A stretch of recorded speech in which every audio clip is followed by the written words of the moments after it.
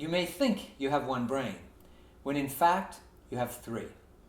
Yes, three different layers in your brain that happens to manage different parts of your life.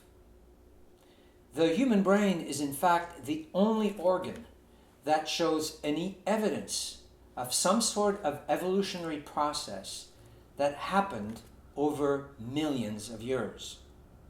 Let me introduce you to the most primitive, the oldest section of our brain, the reptilian brain.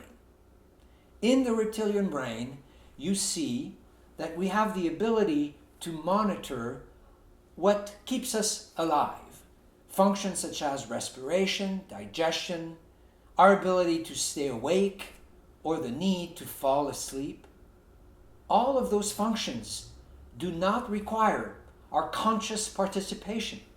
We do not think about breathing, we do.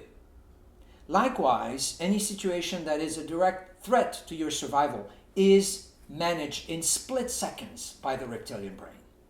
Crocodiles, who share with us the same brain structure, have been around over 300 million years. Now, crocodiles are not terribly friendly. Therefore, it was somewhat important that we evolved different brain layers that gave us greater ability to relate to others and live in social context. The limbic system is that layer. It makes us more social, emotional. This is where we experience feelings, our ability to love, our ability to relate, but sometimes our moods or inability to relate or participate in social gatherings. Right above the limbic system, the newest part of our brain, the newest part of our operating system, if you will, is called the cortex.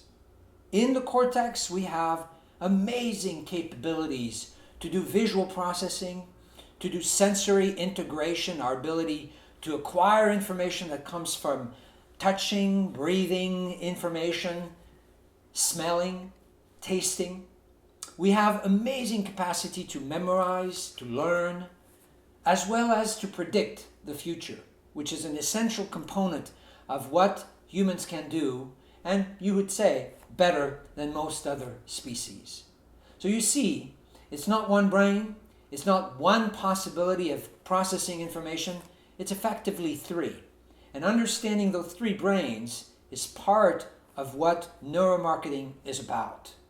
It will give you a better understanding of why we pay attention to ads, how we respond to them in the way that has never been described to you before.